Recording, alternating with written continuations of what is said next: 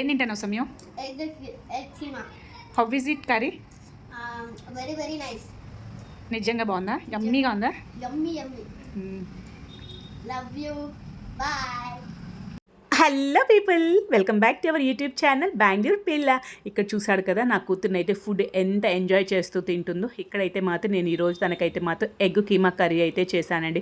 పిల్లలకి ఎప్పుడు ఎగ్స్ ఒకేలాగా ఇస్తే ఏం బాగుంటుంది చెప్పండి, ఇలా డిఫరెంట్గా ట్రై చేయండి. చాలా అంటే టేస్టీగా యమ్మీగా ఉంటుంది. పిల్లలు కూడా ఎంతో ఇష్టంగా తింటారండి.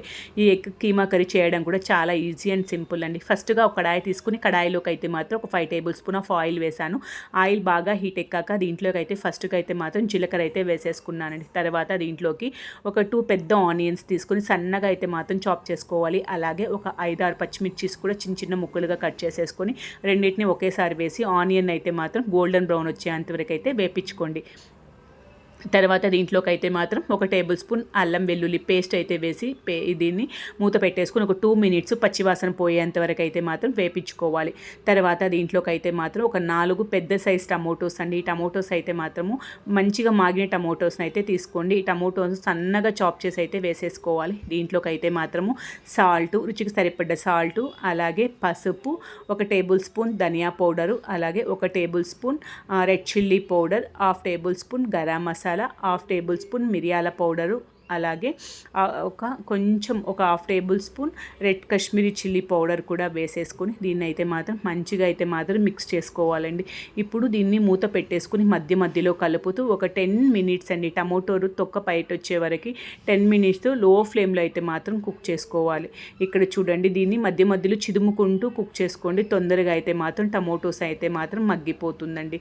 ఇప్పుడు ఒక 10 మినిట్స్ తర్వాత నాకైతే మాత్రము ఈ టమోటోస్ అన్ని మంచిగా మగ్గడానికి నాకు మినిమం 10 మినిట్స్ అయితే పట్టిందండి.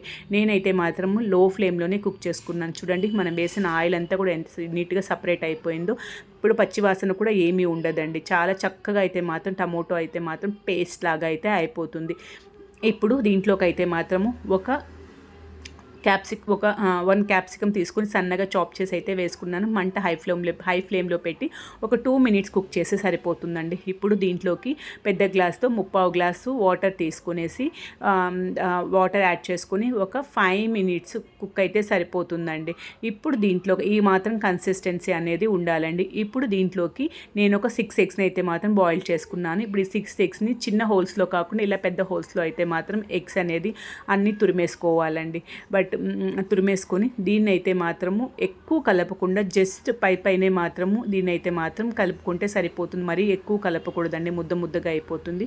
జస్ట్ లైట్గా కలిపేసుకొని మూత పెట్టేసుకోండి. తర్వాత దీంట్లోకి అయితే మాత్రము కొత్తిమీర, అలాగే దీంట్లోకి ఒక 1/2 చెక్క నిమ్మరసం అయితే మాత్రం వేసేసుకోండి. అలాగే దీంట్లోకి పైన గార్లిక్, దీనికోసం ఒక 4 పచ్చిమిర్చి కూడా యాడ్ చేసేసుకొని మూత పెట్టేసుకోండి. ఒక 2 మినిట్స్ కుక్ చేసిన తర్వాత ఫైనల్గా దీంట్లోకి అయితే మాత్రము బటర్ వేసుకోండి. మీ దగ్గర బటర్ కానీ లేకపోతే గీ కూడా వేసేసుకుని స్టవ్ ఆపేసుకోండి. అంతేనండి, యమ్మీ ఎగ్ కీమా కర్రీ అయితే మాత్రం రెడీ అయిపోతుంది. దీన్ని రైస్లో కానీ చపాతీస్లో కానీ నాన్లో కానీ తింటుంటే టేస్ట్ అయితే వేరే లెవెల్లో ఉంటుందండి. మీకు కుదిరితే ఒకసారి ఈ కర్రీని అయితే ట్రై చేయండి. టేస్ట్ ఎలా వచ్చింది ఏంటి అనేది కమెంట్ సెక్షన్లో కమెంట్ చేయండి.